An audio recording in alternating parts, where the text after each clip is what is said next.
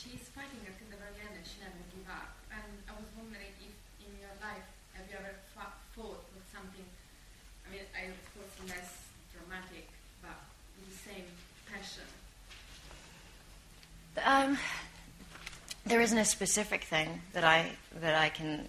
I mean, I think when you make the commitment to have a child, you have that immediate commitment to you will do anything for them, and you will do anything to protect them.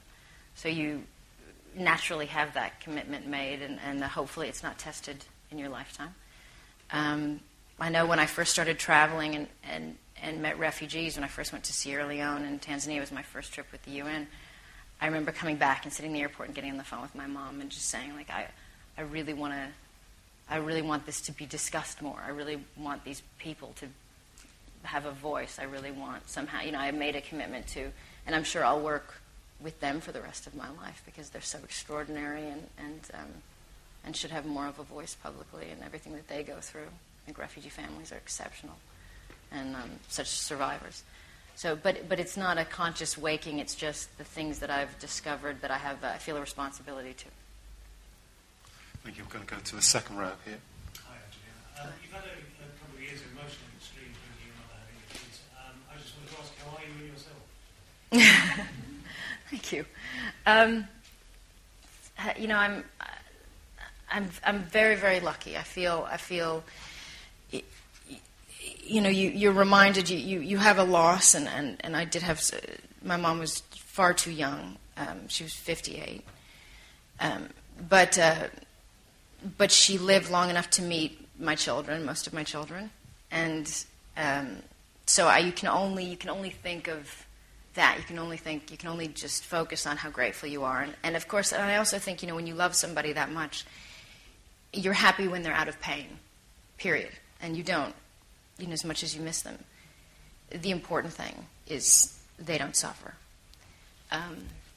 But I've been so blessed to have healthy children and a great partner who we're having such a wonderful time raising our children together, and there's a lot of love in our home.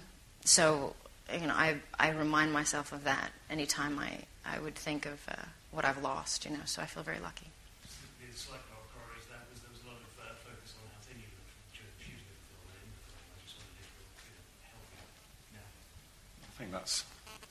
I think that's an odd question for this moment. Yeah, absolutely. Can we move on? I think you were... Yeah, I was just wondering how interesting it was with his Malkovich. There are some key scenes of him. Oh, he's great. He's, he has this... He comes across... I think he's one of those people, I think sometimes actors present something and then you find it interesting. He's just genuinely such an interesting person that you find. Clint said that about him. It's like watching it's like a snake that hypnotizes you. He's got this thing that you end up kind of leaning into because he's genuinely one of the more intellectual people you'll ever meet. He's genuinely a very complex human being, and so that comes across in his characters, and he's very, very so in our business he's unique. He's this very unique talent.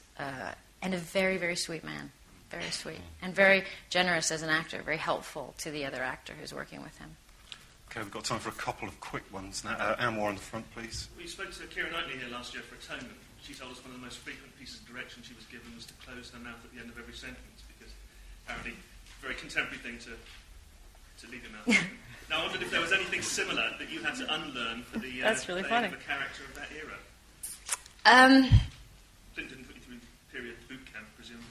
He didn't, but I found myself, there were different things that I had read. When I did Good Shepherd, which was also a little later period, but I had taken a manners class. Show. About, the sitting this way, or that it's very polite for a woman not to sit, as I do, very direct, but to kind of a bit like that. Or these odd things that you learn. So I had that in mind. I found myself covering my smile a lot, but that was more, I don't know why. I think it was maybe it was something my mom I remembered, or maybe it was just an instinctual thing of politeness. I don't know, but there were certain things that would just kind of organically come that felt, my posture was different. But certainly there were certain words we couldn't use. There were certain things. I think I kept saying, there was one scene where I kept getting everybody out of my office, and I said, "Come on, guys, let's go." And I think I did like the most takes I had in the film. I think it was like the third take. It's gals or something. Like guys is just not a, it's little things like that. I'm going to go to the second row on the right. This is obviously an emotionally demanding and challenging film for you for all sorts of different reasons. Is there one particular challenge in this film, one particular scene that you had to do that was especially difficult for you? I think I even read that you were pregnant during some of the filming. Was there one particular scene that was almost beyond you but not quite? I think one of the most difficult scenes for me was just making the phone call in the beginning. I think there's something where that's just such a serious fear, especially for any parent, that you just don't want to physically do it. You don't want to go up to a phone, pick it up, and report a missing child. Everything in you just, the act of doing it is horrible.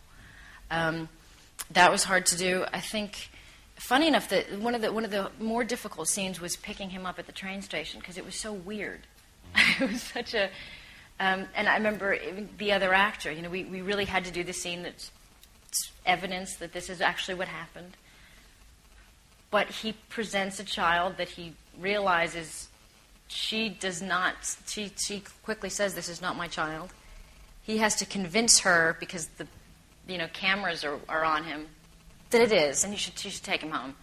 And she somehow, in the course of this very short scene, has to go from "this is not my child" to "okay, I'll take him home." And we couldn't figure out, as two actors, we just sat there together, just trying to.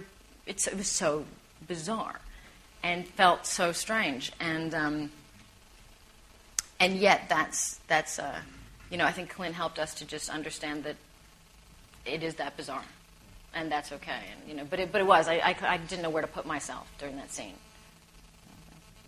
Okay, and the incredible honour of the last question goes to you. Hello there, Liam Allen, BBC News. Angelina, have you ever roller skated before